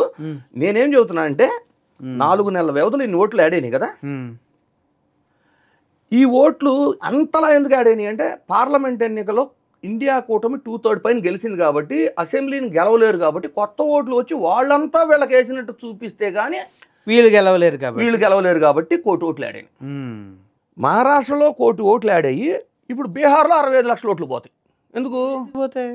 ఇక్కడ యాడ్ అయినాయి, అక్కడ ఎలా పోతున్నాయి? అక్కడ రూలింగు మీకు ఇన్నాళ్ళు కూడా చెప్పారు, రూలింగ్ ఉన్న కాడ యాంటీ ఇన్కంబెన్సీ లేదు, ఓట్లు తక్కువ ఉండాలి. రూలింగ్ లేని దగ్గర ఓట్లు పెంచాలి యాంటీ ఇన్కంబెన్సీ అని మళ్ళీ చెక్ చేసుకోండి. ఆంధ్రప్రదేశ్ 82, పశ్చిమ బెంగాల్ 80, ఛత్తీస్గఢ్ చివరికి నక్సల్స్ ప్రాబల్యం అధికంగా దేశం మొత్తంలో అధికంగా ఉండే ఛత్తీస్గఢ్లో కూడా 77% ఓటింగ్ ఉండి పోలింగు. గుజరాత్, బీహారు, ఉత్తరప్రదేశ్ ఈ 3 అడ్డం పెట్టుకునే కదా ఇప్పుడు బీజేపీ అధికారంలో ఉండేది. ఎప్పుడు ఈ 3 చోట్ల 60% కాదు 57% కూడా లేదు యావరేజ్. మరి ఇప్పుడు ఎలక్షన్ కమిషన్ ఫెయిల్ అయిందా? బీజేపీ ఫెయిల్ అయిందా? బీజేపీ సక్సెస్ లేండి, గెలుస్తుంది. బీజేపీ సక్సెస్ అయింది. ఇప్పుడు కొత్తగా ఏంది, జనగణన కులగణన స్టార్ట్ చేశారు. 2027కి వచ్చేస్తుంది. వచ్చిన తర్వాత మళ్ళీ డీలిమిటేషన్ అంటారు. ఈ డీలిమిటేషన్ మీదే నాకు క్లియర్గా నాకు ఐడియా ఉంది sir. Delimitation, what is delimitation? నా వ్యూవర్స్కి డీలిమిటేషన్ నుంచి క్లియర్గా చెప్పాలి మీరు. ఎందుకంటే డీలిమిటేషన్ అయినా 3 భాషల విధానం అయినా కూడా ఎందుకు వస్తుంది అనేది నాకు క్లారిటీ ఉంది. మీరు డీలిమిటేషన్ పైన అర్థవంతంగా క్లియర్గా అర్థమయ్యేలా చెప్పండి, దీన్ని బూస్ట్ చేస్తాను నేను. సార్, డీలిమిటేషన్ అంటే ఎవ్రీ 10 ఇయర్స్కో ఎవ్రీ 15 ఇయర్స్కో ఏం చేస్తారు అంటే అసలు జనగణన చేసి జనాభా లెక్కన ఆధారితంగా పార్లమెంటుని స్ప్లిట్ చేస్తారు. ఇది డీలిమిటేషన్ అంటే. దాన్నే నియోజకవర్గాల పునర్విభజన అంటారు మన తెలుగులో అయితే. అయితే ఇప్పుడు ఆంధ్రప్రదేశ్లో కానీ తెలంగాణలో కానీ డీలిమిటేషన్ 5 ఏళ్ల క్రితమే జరగలేదు. యాక్చువల్గా జరగాలి. ఇది కూడా ఎలా ఉంటుందంటే చాలామందికి అర్థం అవ్వాలి, ఒక పార్లమెంట్ కింద ఇన్ని అసెంబ్లీలు ఉండాలని రూల్ ఏం లేదు. ఎన్నైనా ఉండొచ్చు. మహారాష్ట్రలో మీకు ఒక పార్లమెంట్ కింద ప్రజెంట్ 6 ఉండే అసెంబ్లీలు, ఆంధ్రాలో 7 ఉండే, రేపు 9 కూడా చేసుకోవచ్చు, ఒక 50 ఎమ్మెల్యేలు పెంచుకోవాలి అంటే అధికారం అంటే స్టేట్ గవర్నమెంట్ పాయింట్ ఆఫ్ వ్యూలో స్టేట్ విల్ డిసైడ్ ఎన్ని అసెంబ్లీలు ఉండాలి. అంటే అప్రూవల్ ఇవ్వాల్సింది నేషనల్ గవర్నమెంట్ ఎలక్షన్ కమిషన్ అయినా కూడా ఆ రూలింగ్ ఫ్లెక్సిబిలిటీ కోసం చేసుకుంటారు. అది అంటే నెంబర్ ఆఫ్ శాఖలు ఉంటాయి. ఇప్పుడు ఆ శాఖలన్నీ కూడా అసెంబ్లీలు తగ్గే కొద్దీ ఈజీ అవుతుంది వర్క్. అసెంబ్లీ పెరిగితే ఈజీ అవుతుంది నెంబర్స్ ఉన్నప్పుడు, అసెంబ్లీ పెరిగితే ఈజీ అవుతుంది. అట్లా చాలా బెనిఫిట్స్ ఉంటాయి. అయితే ఈ డీలిమిటేషన్ నియోజకవర్గాల పునర్విభజన అనేది జనాభా ఆధారంగా జరిగింది. ఇప్పుడు నా క్వశ్చన్ ఏంటంటే, ఇప్పుడు అంటే ఆల్రెడీ ఇండియా కుటుంబం వాళ్ళు దీని గురించి తమిళనాడులో స్టాలిన్ గారి ఆధ్వర్యంలో ఒక మీటింగ్ ఆర్గనైజ్ చేసి మరి బహిరంగంగా వాళ్ళు అపోజ్ చేశారు, వ్యతిరేకించారు. అవును. ఎందుకు వ్యతిరేకించాల్సి వచ్చింది అంటే, ఎలా అయితే డూప్లికేట్ ఓటర్ల ఐడీలు ఎన్ని ఉన్నాయో మీరు జనగణనన్నా కరెక్ట్గా చేస్తారా ఫస్ట్? ఛాన్సే లేదు. ఎందుకంటే లేని జనాభాని చూపించి మీరు ఎక్కువ ఎంపీ సీట్లు తీసుకుంటే మళ్ళీ అన్యాయం అయిపోయేది. ఇప్పటికే సౌత్ ఇండియా పరిస్థితి ఎలా ఉందంటే సార్, ట్యాక్సులు కట్టేది మనమే. అవును. మనం రూపాయి ట్యాక్స్ కడితే మనం 30 పైసలు తిరిగిస్తుంది మనకి. కానీ నార్త్ ఇండియాలో 30 పైసలు ట్యాక్స్ కట్టి రూపాయి తీసుకెళ్తున్నారు వాళ్ళు. సో ఒక పక్క మన మీద వివక్ష, అదేంటంటే డెవలప్ అయ్యారు అంటే మనము అప్పట్లో జనాభా తగ్గించాలి అనే స్లోగన్, ఒకరు లేక ఇద్దరు ముద్దు ఇద్దరు హద్దు అని దాని ప్రజల్లోకి వెళ్ళిపోయి కంట్రోల్డ్గా పెంచుకున్నారు. అంటే డెవలప్ అవటం కూడా తప్పులాగా మాట్లాడుతున్నారు ఇప్పుడు. ఏంటంటే సౌత్ ఇండియా డెవలప్ అవటం కూడా వాళ్ళు చూసి ఓర్చుకోలేని తనంలో ఉంది ఇప్పుడు నార్త్ ఇండియా వాస్తవం మాట్లాడాలంటే. ఇప్పుడు ఒక పక్క ఆర్థికంగా వివక్ష ఉంది మన మీద. ఎడిషనల్గా ఇప్పుడు ఏం జరగబోద్ది, ఉత్తరప్రదేశ్లో జనాభా ఎక్కువ చూపిస్తారు, బీహార్లో చూపిస్తారు. అంటే మీరు అసలు నిజంగా జనాభా ఉంటే ఫస్ట్ ఒక రౌండ్ ఓట్లు అయిపోయింది అబ్బా వాళ్ళతో. ఇప్పుడు నేనేమంటానంటే, డీలిమిటేషన్ జనాభా లెక్కన జరిగేటప్పుడు వాళ్ళు ఓటు హక్కే వినియోగించుకున్నప్పుడు ఎందుకు మీకు ఎక్స్ట్రా ప్రాధాన్యత ఉండాలి? మీకు క్లియర్గా ఒక ఎగ్జాంపుల్ చెబుతా. ఒక 50 నియోజకవర్గాలు ఎగ్జాంపుల్ తీసుకోండి. ఒక 50 నియోజకవర్గాలు సార్, నియోజకవర్గానికి 100 ఓట్లు ఉన్నాయి అనుకున్నాం అంతే. అంటే సింపుల్ క్యాల్కులేషన్ అంటే 5,000 మంది ఓట్లు ఉన్నాయి. అదే 5,000 ఓట్లు 50 నియోజకవర్గాలు ఉంటే అక్కడేమో 2,200 మంది ఓటేస్తున్నారు. మన దగ్గర సౌత్ ఇండియాలో యావరేజ్ 3,500 మంది పైన వేస్తున్నారు ఓటు. ఎందుకలా అంటే నా డౌట్ ఏంటి, అసలు జనం ఉండారా ఆడ లేరా? అలా ఉంటే వేయాలి కదా ఓటు. అంతే కదా, ఉంటే ఓటేయాలి కదా. మేబీ డూప్లికేట్ ఐడీస్ ఉండొచ్చు, 2 చోట్ల వేయట్లేదేం పాపం. మీరు ఫస్ట్ ఏం చేయాలి, ఆధార్ కార్డు ఓటర్ ఐడిని ఇంటిగ్రేట్ చేయండి. ఇప్పుడు మొన్న కూడా బీహార్ ఎస్ఐఆర్ విషయంలో కూడా ఏమనేది, ఆధార్ కార్డుని ఒక ఐడి కార్డుగానే గుర్తిస్తాం తప్పితే దాన్ని ప్రామాణికంగా తీసుకోమని చెబుతుంది ఎలక్షన్ కమిషన్. పుట్టిన బిడ్డకే ఆధార్ చేయమని కాల్ చేస్తున్నారు. అసలు ఇంకా దారుణం చెబుతానండి సార్, చెప్పండి. ఈవెన్ నేను కూడా ఇందులో ఒక విక్టిమ్, వాడి చెబుతానండి. ఆధార్ కార్డు రాకముందు మనం జాబులు చేసిన వాళ్ళు, అప్పుడే మనకు పిఎఫ్లు ఉండే. అవును. ఆ పిఎఫ్ని ఇప్పుడు ఆధార్తో లింక్ చేయకపోతే పిఎఫ్ విత్డ్రా చేయడానికి లేదు. అవును. సరే, పిఎఫ్ని తీసుకొచ్చి ఆధార్లో ఇంటిగ్రేట్ చేసామనుకోండి, అప్పట్లో ఎలా ఉండే, ఇనిషియల్ సర్నేమ్ ఒక లెటర్తో ఉండే ఆధార్ పాన్ కార్డ్ మీద. అవును. నా సర్నేమ్లో ఏ అనేది ఒకటి ఉంటుంది అంతే. ఆధార్లో ఫుల్ ఉంటుంది. మళ్ళీ ఈ 2 మ్యాచ్ అవ్వవు. మళ్ళీ నేను మళ్ళీ కరెక్షన్ చేయించి ఇంటిగ్రేట్ చేయించా. అవును. ఇంత చేపిస్తే మన యూఏఎన్ నెంబర్లో మళ్ళీ అప్డేట్ అవ్వాలి. అంటే ప్యాన్ అప్డేట్ చేపిస్తే ప్యాన్ ఆధారితంగా ఉండే యూఏఎన్ నెంబర్ అప్డేట్ అవ్వాలి ఇప్పటికీ నాది. చూడండి మరి సిస్టమ్. అంటే నేను తప్పు పట్టట్లేదు, కానీ నువ్వు ఇంత అంటే ఎప్పుడెప్పుడో వాటికి కూడా ఇంటిగ్రేట్ చేసి చివరికి ఎయిర్టెల్ లాగా ఒక సిమ్ తీసుకోవడానికి వెళ్తేనే నువ్వు ఆధార్ బయోమెట్రిక్ వెరిఫికేషన్ లేదే ఇవ్వవే. అవును. 5 ఏళ్ల డెమోక్రసీ ప్రజాస్వామ్యం ఇన్ని కబుర్లు చెప్పే మనము ఓటర్ ఐడి కార్డు నువ్వు ఎలక్షన్ దగ్గర బయోమెట్రిక్ యాక్సెస్తో వెళ్ళు లోపలికి, వెరిఫికేషనే కదా అడుగుతుంది. వెరిఫికేషన్ 60 లక్షలు ఈవీఎంలు కొంటావు, 60 లక్షలు లెక్కించకపోయినా వీవీప్యాట్ స్లిప్ మిషన్లో పెడతావు, అన్ని పెడుతున్నావు. వెరిఫికేషన్ బయోమెట్రిక్లకి ఏమైంది? కోట్లు పెట్టి వెబ్ కాస్టింగ్ చేసి అయ్యవు. జస్ట్ బయోమెట్రిక్ సిస్టమ్ని పెట్టలేరా? పెట్టచ్చు కదా. ఎందుకు పెట్టరు సార్? ఒకవేళ ఏ 75 ఇయర్స్ 80 ఇయర్స్ దాటి వాళ్ళ థంబ్ ఇంప్రెషన్ పడట్లేదు అంటే నీకు ఎలక్షన్ జరిగే కాడే రెవెన్యూ డిపార్ట్మెంట్ ఉంటుంది, విఆర్ఓ ఎలాగో అవైలబుల్ ఉంటారు కదా, ఏజెంట్ల సమక్షంలో అప్పటికప్పుడు ఒక లెటర్ ఇష్యూ చేస్తాడు. మేబీ ఒక 5% మాత్రమే ఆ లెటర్స్ యూజ్ చేసుకుంటారు, మిగిలిన వాళ్ళంతా అయితే తమ్ముతో వేస్తారు కదా. నీకు డూప్లికేట్ ఓట్స్ పడవు కదా, దొంగ ఓట్లు పడవు, డూప్లికేట్ ఓట్స్ ఉండవు. ఇన్ని సొల్యూషన్స్ ఎందుకు చేయరు? చెయ్యం సార్, మేము గెలవాలి కదా. అట్లాగే ఉంది సార్, సొల్యూషన్స్ ఉండి ఇది 100% వీవీప్యాట్ స్లిప్ లెక్క పెడితే ఇట్స్ మోర్ దాన్ బ్యాలెట్. అవును, బ్యాలెట్లో ఉన్న ఇది చల్లని ఓటు అని నువ్వు కొన్ని కొట్టేయచ్చు. అసలు నీకు అసలు ఆస్కారమే లేదు, డైరెక్ట్గా అందుట్లో పడిపోతుంది బొమ్మతో సహా. డూప్లికేట్ ఓటు ఇప్పుడు చూడండి, హైదరాబాద్లో ఓట్లు వేసి మళ్ళీ ఆంధ్రాలో ఎంతమంది ఓటు వేయలా? బోల్డ్ మంది వేశారు సార్. అది న్యాయమేనా? అది అన్యాయం కదా, డూప్లికేట్ ఓట్లే కదా. ఇప్పుడు నేనేమంట, ఇంత సాఫ్ట్వేర్లు ఇన్ని దేశం అంతా సాఫ్ట్వేర్లే కదా మనకి. గుర్తుపెట్టుకోండి సార్, భారతదేశాన్ని ఏ స్థాయికి తీసుకెళ్లారంటే దేశం అంతా సాఫ్ట్వేర్ ఇంజనీర్లు ఉండి చివరికి చైనా కూడా ఏ చాట్ జీపీటీ వచ్చింది కానీ ఇండియాలో ఒకట్లేదు. కష్టం సార్, అంటే మనల్ని ఏ విధంగా తయారు చేస్తున్నారు. మాదేంటే అంతే సార్, మేమేంటంటే వెళ్ళామా వేరే కంట్రీ సంపాదించుకున్నామా కూర్చున్నామా. కానీ ఇప్పుడు సాఫ్ట్వేర్ మీరు ఎంత చెప్తున్నారు కదా, ఇలా ఈవీఎంస్లో ఇలా జరుగుతుంది, కోడింగ్ కరెక్షన్ జరుగుతుందన్న కూడా సాఫ్ట్వేర్ ఇంజనీర్లే ఒప్పుకోరు. అదే నేను కూడా చెప్తున్నా సార్, ఒప్పుకోరు. అదేంటంటే ఒక పార్టీ మీద అభిమానంకి వాళ్ళు ఏ స్థాయికి వెళ్ళిపోతున్నారు అంటే మన పౌరసత్వం అంటే మన హక్కులు ఉంటాయి చూడండి, ప్రాథమిక హక్కులు, బేసిక్ ఓట్ రైట్స్, వీటిని మర్చిపోయి బానిసలాగా ఒక పార్టీకి బానిసలు ఏ స్థాయికి వెళ్ళిపోతున్నారు. అది దానికి మరి మనం ఏం చేయగలుగుతాం సార్? సాఫ్ట్వేర్ ఎంత డెవలప్డ్ కదా సార్ మన దేశం. నువ్వు ఇంటిగ్రేట్ చేసి థంబ్ యాక్సెస్ త్రూ ఇంటిగ్రేట్ చేసి ఓటు వేసిన వాళ్ళకి 5 ఏళ్లలోపు మళ్ళీ అసెంబ్లీకి వేయడానికి లేదు, 5 ఏళ్లలోపు మళ్ళీ పార్లమెంట్కి వేయడానికి లేదు, వెరిఫికేషన్ పెడతాయి. బంగారంలో దొరికిపోతుంది. ఒక్క దొంగ ఓటు వేయగలరా ఎవడన్నా? ఎవడే లేడు. డూప్లికేట్ ఓటు వేయగలరా? డబుల్ ఓటర్ ఐడీస్ ఉంటాయా? ఉండవు, ఛాన్స్ లేదు. చూపించారు 4 రాష్ట్రాల్లో ఓటు ఉందని అతనికి. అతను తప్పు కూడా కాదు సార్. ఇప్పుడు అతను ఓటు హక్కు గుజరాత్లో తీసుకుంటాడు, జాబ్కి వచ్చినప్పుడు గత 6 నెలలు ఏడు ఉంటే ముంబైలో రాసేస్తారు, ట్రాన్స్ఫర్ అయ్యి చెన్నైకి వెళ్తే చెన్నైలో రాసేస్తారు. అతనికి ఉన్న టైంలో అతను మళ్ళీ వెళ్ళి అది ఓటర్ ఐడి క్యాన్సిల్ చేయించుకోవాలి అంటే అతను చేయగలిగేది జెన్యూన్ పర్సన్ అయితే మిగిలిన ఏడా వేయకుండా ఒక చోట ఓటేసి సైలెంట్గా ఉండటము గొప్ప వరంలా అనుకోవాలి.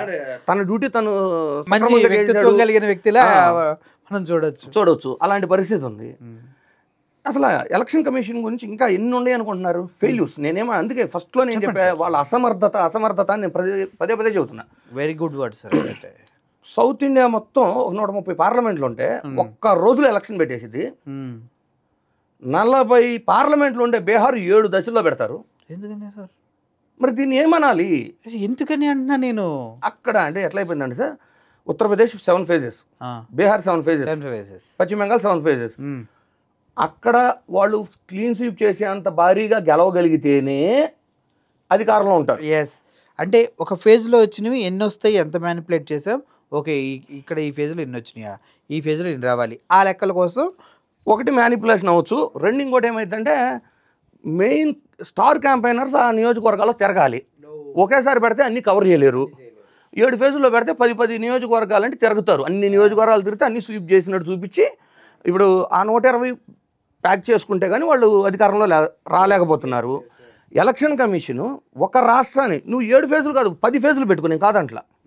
ఆంధ్రప్రదేశ్ అంతా నువ్వు ఒక రోజులు ఎలా చేయగలిగావో అలాగే 130 పార్లమెంట్ ఒక రోజు చేయగలిగినప్పుడు ఉత్తర భారతదేశం అంటే ఏమంటారు యూపీ, ఉత్తరప్రదేశ్లో ఉన్న 80 పార్లమెంట్కి ఒక్క రోజులో ఎలక్షన్ పెట్టు. కావాలంటే ఆ ఫేజ్లో ఇంకా దేశం ఎక్కడా పెట్టొద్దు, నీ యంత్రాంగం మొత్తం అడిదించుకో.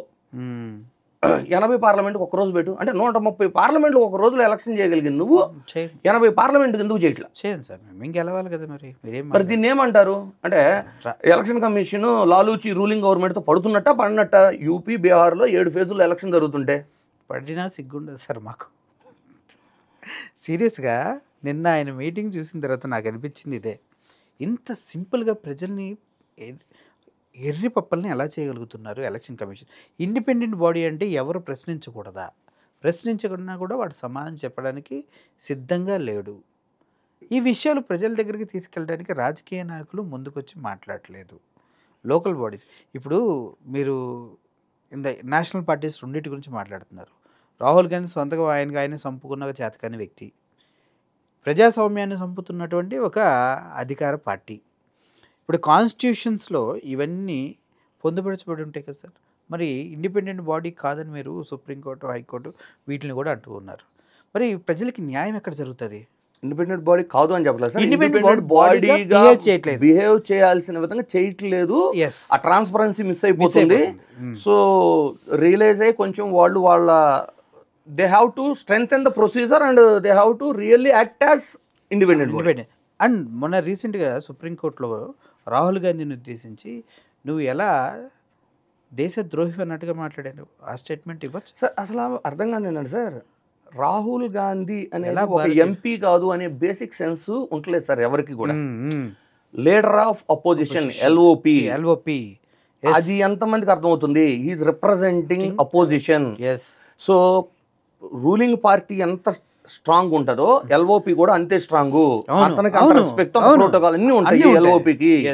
సో మిమ్మల్ని అడుగుతుంది కేవలం ఒక ఎంపీ కాదు, is representing entire opposition. Maybe India కూటమిలో లేకపోయినా ఎంటైర్ నేషన్ రిప్రజెంట్ చేస్తారు. అపోజిషన్ లో ఉన్న ఎంటైర్ ఆల్ పార్టీస్, ఒకవేళ వాళ్ళ అసోసియేషన్ లేకపోయినా కూడా ఈజ్ రిప్రజెంటింగ్ అపోజిషన్ సార్. నేను సో అతను అడిగినప్పుడు అతను ఒక పార్లమెంట్ ఎంపీ లాగా కింద జనాలు ఫీల్ అయ్యేది కానివ్వండి.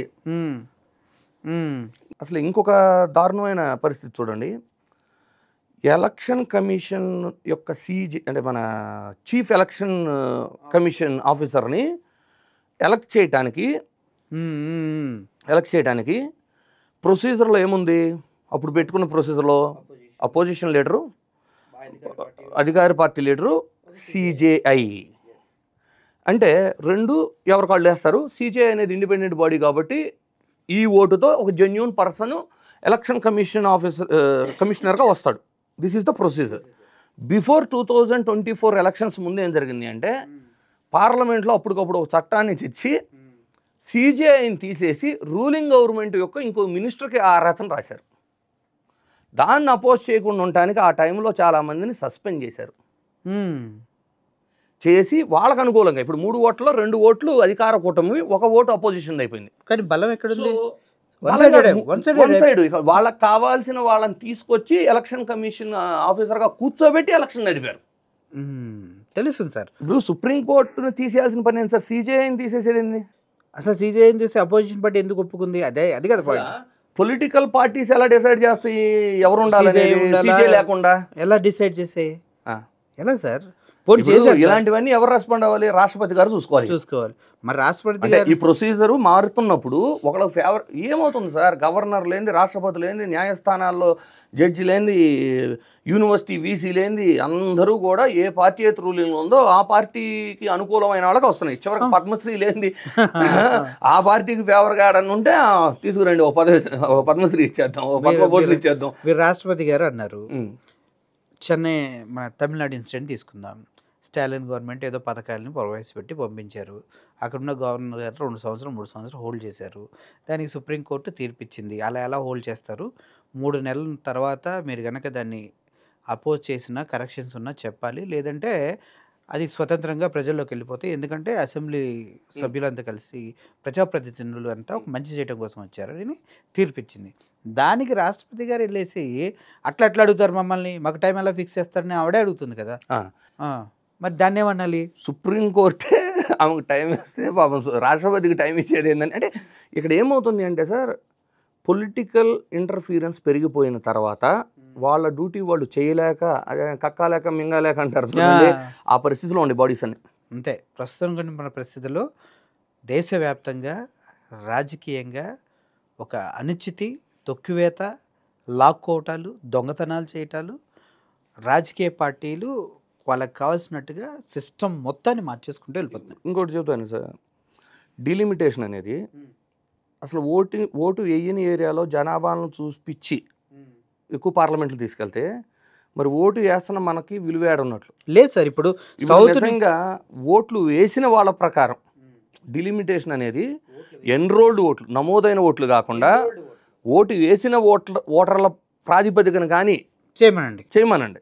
అప్పుడు సౌత్ ఇండియా మొత్తం స్టాండ్ అయిన ఉంచున్నాం, ఎందుకంటే మనకు ఎక్కువ ఎంపీలు వస్తాయి, ఎస్ మనకి వస్తాయి, అక్కడ దీదీకి కూడా వస్తాయి ఒక 8 82 మనకు బాగా వస్తాయి, 80 వీళ్ళంతా 70, వాళ్ళు 55 అంటే తగ్గుతాయి, ఇంకా ఉన్న ఎంపీలు కూడా తగ్గుతాయి. ఓట్ల ప్రకారం చేయగలిగే దమ్ముందా మరి బీజేపీకి? మీరు అనుకున్నాను లేదు లేదు, ఓట్లు వేయించుకోవడం చేత కాదు. ప్రొసీజర్ ఏంటంటే సార్, డీలిమిటేషన్ అనేది జనాభా ప్రాతిపదికనే చేస్తారు, దాన్ని మేము తప్పట్టం. కానీ అసలు నిజంగా ఓటు అవేర్నెస్ క్రియేట్ చేసి ఉన్న వాళ్ళతో ఓట్లు వేయించి కదా నువ్వు వెళ్ళాలి. అవును.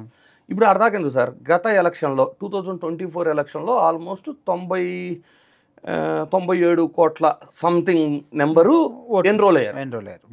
ఓట్లు వేసింది 65%. అవును, 65%. 65% అంటే 50 కోట్లు అంతే, 55 కోట్లు అంతే, ఆల్మోస్ట్ ఒక అంతే 65% ఓటు వేశారు సార్. అయితే మీకు మళ్ళీ ఎస్ఐఆర్ ఇప్పుడు స్పెషల్ ఇంటెన్సివ్ రివిజన్ జరుగుతుంది కదా బీహార్లో, 10% ఓట్లు వేసిపోయినాయి. 65% లేపాడు, 65 lakh ఓట్లు వేసిపోయినాయి. అవును, 65 lakh లేపాడు పక్కన. 65 lakh ఓట్లు లేచిపోయినప్పుడు మీరు దేశం అంతా ఎస్ఐఆర్ నడిపితే యావరేజ్గా 10% పోయేటప్పుడు ఇంకా కొత్తగా ఇప్పుడు చేయాల్సిన పనే ఉంది మీకు? లేదు కదా, ఉన్న ఓట్లే తగ్గుతున్నప్పుడు ఇంకా మీకు మళ్ళీ కొత్తగా చేయాల్సిన పని ఏంటి? మీరు ఇంకోటి మర్చిపోయారు, మహారాష్ట్రలో పెంచుకున్నారు కోటి. చేస్తే సిన్సియర్గా ఎస్ఐఆర్ నడితే ఆడగొళ్ళు అక్కడ ఎస్ఐఆర్ అన్న పెరుగుతాయి సార్. బీజేపీకి ఎలా పేరు ఉండేది, ఇప్పుడు అయిపోయింది, ఇప్పుడు తగ్గిస్తారు మళ్ళీ. రూలింగ్ గవర్నమెంట్ కదా, నెక్స్ట్ ఎలక్షన్ కి రూలింగ్ గవర్నమెంట్ వాళ్ళు తగ్గిస్తారు. అపోజిషన్ గవర్నమెంట్ అంటే వాళ్ళకి ఫేవర్ కావాలంటే, అంటే వేరే వాళ్ళు రూలింగ్ ఉంటేనేమో యాంటీ ఇన్కంబెన్సీ చూపించాలి సార్, ప్రభుత్వ వ్యతిరేకత. ఇప్పుడు వాళ్ళే ఉన్నారు కాబట్టి ఈసారి తగ్గుతాయి. ఓకే, ఇది ఎలా ఉందంటే సార్, ఇంకొక వ్యాలిడ్ క్వశ్చన్ చెప్పనా, అంటే మాకు వచ్చే వ్యాలిడ్ క్వశ్చన్, బీహార్ ఎలక్షన్లో బీజేపీకి కాంగ్రెస్కి అంటే కూటములకి మధ్యన ఓట్ డిఫరెన్స్ 35 లక్షలు సార్. ఓకే, ఇప్పుడు లెగిసిపోయిన ఓట్లు 65 లక్షలు. ఇంకెక్కడ ఈ లెగిసిపోయిన ఓట్లు నమోదు అవ్వలేదు 2024 పార్లమెంట్ ఎన్నికల్లో. ఆ 65 లక్షల ఓటర్లలో ఎవరు కూడా ఓటేయలేదు అని ఇప్పుడు అందరిని అఫిడవిట్ అడుగుతున్న ఎలక్షన్ కమిషన్ అఫిడవిట్తో చెప్పగలదా?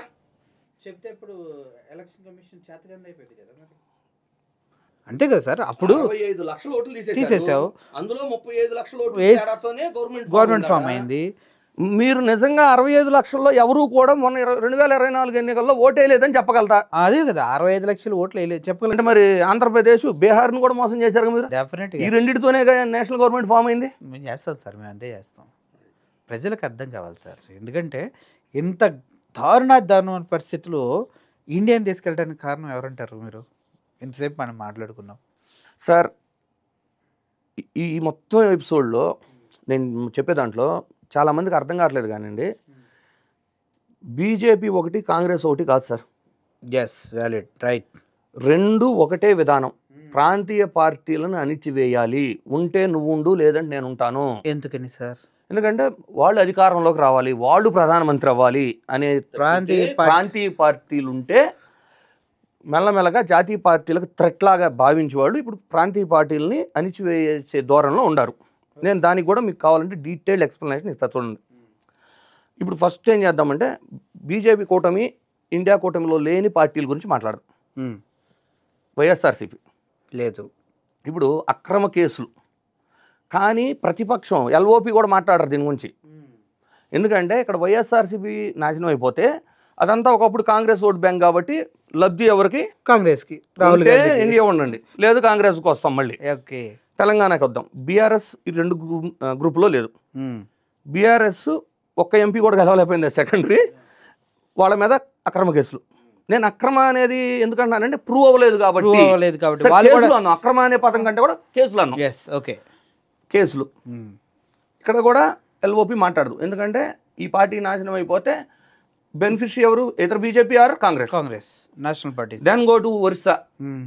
నవీన్ పట్నాయక్ గారు ఏ గ్రూప్లో లేరు.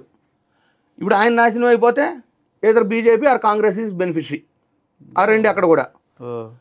కేజ్రీవాల్ మళ్ళీ కేసులు, అక్కడ కూడా కేజ్రీవాల్ గారు నాశనం అయితే beneficiary Congress or BJP. So ఉంటే అటుండు లేదంటే ఇటుండు, అంతేగాని లోకల్ పార్టీ అంటే నాకు అధికారం రాకపోయినా పర్లేదు కానీ ప్రాంతీయవాదం ఎప్పటికైనా థ్రెట్టే. మనం నేషనల్ పార్టీస్ మన స్టాండ్ ఒకే రకంగా ఉండాలి, ఉంటే నువ్వు ఉండు లేదంటే నేను ఉంటా అనే స్టాండ్లో ఉండాలి. రెండు పార్టీలు ఒకటే అంటున్నా నేను. నెక్స్ట్ మళ్ళీ ఇండివిజువల్ కూటమిలోకి వెళ్దాం. బీజేపీ ఫస్ట్ ఏం చేసింది, మహారాష్ట్రలో ప్రాంతీయ పార్టీగా చాలా స్ట్రాంగ్ ఉన్న పార్టీలని అలయన్స్లోకి వెళ్ళింది. అలయన్స్లోకి వెళ్ళింది. నేషనల్ గవర్నమెంట్ ఫామ్ అయిన తర్వాత మెల్లగా వీళ్ళని చంపుకుంటూ వచ్చి శివసేనని కానీ వీళ్ళని చీల్చేసి మొత్తం ప్రాంతీయ పార్టీని నాశనం చేసి పారేసింది. డెఫినెట్ కరెక్ట్ ఇది. బీహార్లో అదే పద్ధతి, మహారాష్ట్రలో అదే పద్ధతి. రేపు కాంగ్రెస్లో ఉన్న ఇప్పుడు ఇండియా కూటమిలో ఉన్న ప్రాంతీయ పార్టీల పరిస్థితి కూడా ఒకసారి కాంగ్రెస్ ఎక్కితే వాళ్ళ పరిస్థితి కూడా ఇది. సేమ్ ఫార్ములా వెళ్ళాలా, లోకల్ పార్టీస్ని కంప్లీట్ డిమాండ్స్ చేసేయాలా, అక్కడ వీళ్ళు స్ట్రాంగ్ అయిపోవాలి అంతే. ప్రాంతీయవాదం ఉండొద్దు. ఇందులో భాగంగా మరి ప్రాంతీయవాదం లేనప్పుడు మనం కట్టే ట్యాక్స్లో మనకు 30 పైసలు ఇచ్చి, ఇప్పుడు నేను అడిగేది ఏంటంటే సార్, ఒక టైం ఫ్రేమ్ ఉండాలి కదా. ఒకవేళ గుజరాత్ వెనకబడి ఉంది, బీహార్ వెనకబడి ఉంది, సరే దేశం జాతీయవాదం మీద వెళ్దాం. యాజ్ ఏ నేషనల్ ఇండియన్గా మనం నేషనాలిటీ ఇండియన్గా మనం కూడా జాతీయవాదం మీద ఆలోచిద్దాం. అవి వెనకబడి ఉంది, మనం కట్టే ట్యాక్స్లో కూడా వాళ్ళకి ఇవ్వాలి.